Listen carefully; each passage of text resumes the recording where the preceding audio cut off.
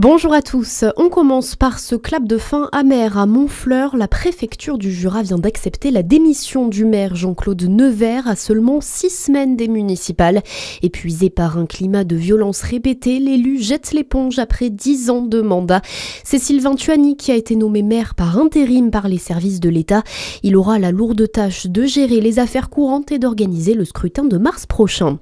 Un immeuble menace de s'effondrer à Chalon-sur-Saône. L'alerte a été donnée hier après l'apparition d'une fissure spectaculaire partant du 3e étage d'un immeuble.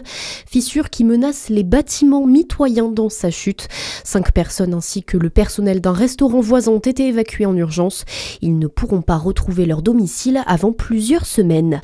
Le rectorat de Dijon affiche son optimisme après l'adoption du budget 2026, mais sur le terrain, la réalité est moins encourageante. L'académie perdra plus de 4000 élèves à la rentrée 2026. Cette chute démographique entraînera la suppression de 81 postes d'enseignants dans le premier degré, dont 33 en Côte d'Or. À la une de l'actualité également, cet élève accusé d'avoir poignardé sa professeure mardi à Sanary-sur-Mer. Il a été mis en examen et placé en détention provisoire. C'est l'annonce hier du procureur de la République de Toulon. En garde à vue, le jeune homme âgé de 14 ans a reconnu les faits et expliqué avoir de la haine à l'égard de son enseignante. La pression s'accentue sur Jack Lang, l'actuel président de l'Institut du monde arabe, est convoqué au ministère des Affaires étrangères. En cause, ses liens révélés avec le criminel sexuel américain Jeffrey Epstein. Et puis, c'est parti pour les Jeux Olympiques d'hiver de Milan-Cortina. Bien que les premières épreuves aient commencé mercredi soir, la cérémonie d'ouverture, elle, a lieu ce soir, date officielle du début des Jeux.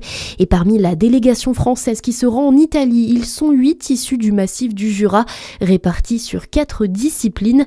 Et certains parmi eux sont de véritables chances de médaille pour le camp français, Zachary Brault. Et comment ne pas penser à Quentin Fillon-Maillet. D'abord, le Jurassien quintuple médaillé des Jeux de Pékin et double champion olympique en titre en biathlon pourrait faire tomber le record de Martin Fourcade, français le plus récompensé des Jeux d'hiver avec 7 médailles. Le grand Vallier sera aux côtés du jeune Oscar Lombardo, mais surtout de Lou Jean Monod, l'autre grande chance de médaille française, la doubiste actuelle leader du circuit de Coupe du Monde.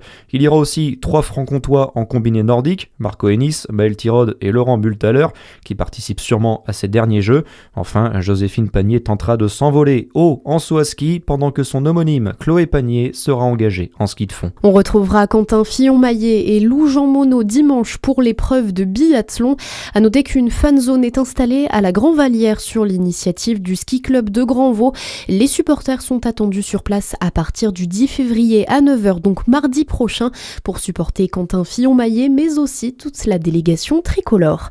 Votre météo à suivre sur Fréquence Plus.